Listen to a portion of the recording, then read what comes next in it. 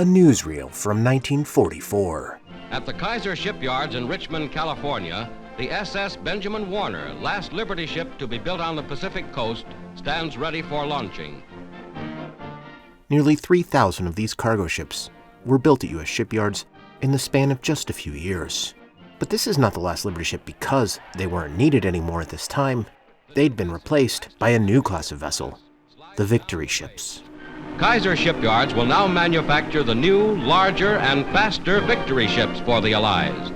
The SS Benjamin Warner takes its place in the great fleet of American-built merchant vessels.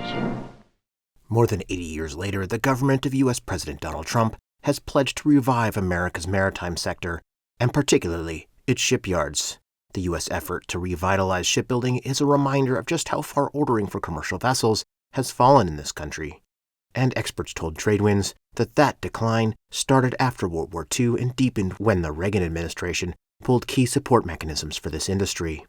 What remains in the wake of the 8-decade-long slump in commercial ordering is a technologically advanced shipbuilding industry focused on naval vessels.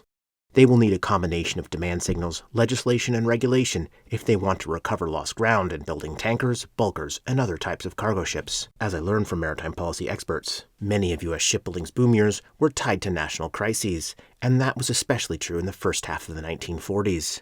As World War II raged, the administration of U.S. President Franklin Roosevelt borrowed a British design for a cargo vessel that could be constructed in mass quantities. The first Liberty ship hit the water just over 2 months before the Japanese attack on Pearl Harbor pushed the U.S. into the war. 2,710 would ultimately be constructed at 18 yards. American shipyards also built 534 of the bigger, faster Victory ships and another 533 tankers called T2s. Many in the U.S. maritime sector believe this shipbuilding program and America's merchant marine were key to the war effort.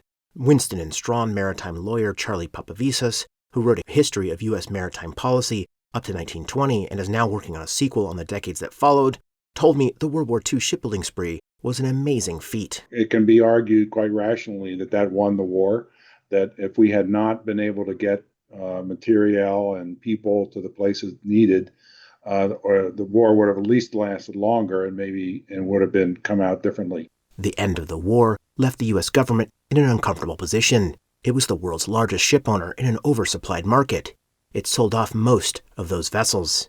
American companies had priority, but many Liberty ships went to Greek ship owners as they mounted a post-war recovery of their industry.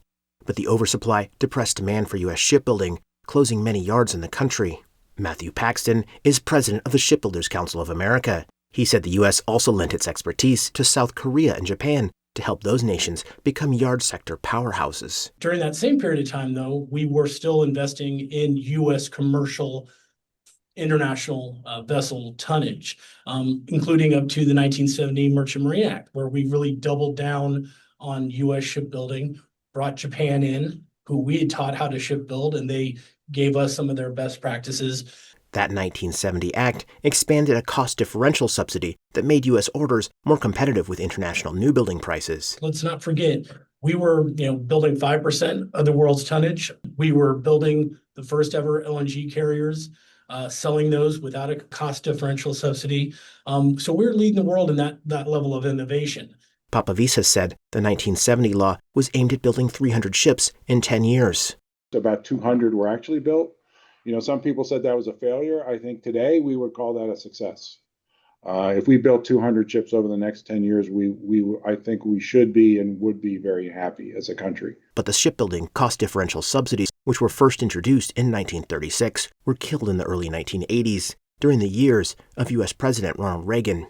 Arnav Rao is a transportation policy analyst at the Washington, D.C.-based anti-monopoly think tank Open Markets Institute. He blamed the long decline in commercial ship orders on the erosion for government support for shipbuilding.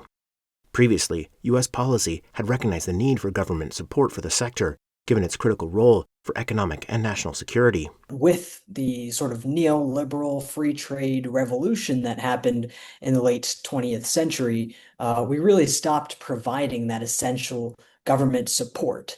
And at the same time, simultaneously, other nations, especially in East Asia, started recognizing that government support is critical to build a shipbuilding industry. And at the same time, that we were declining our government support, they were rapidly increasing their government support. Find my full story on the history of modern U.S. shipbuilding at tradewindsnews.com.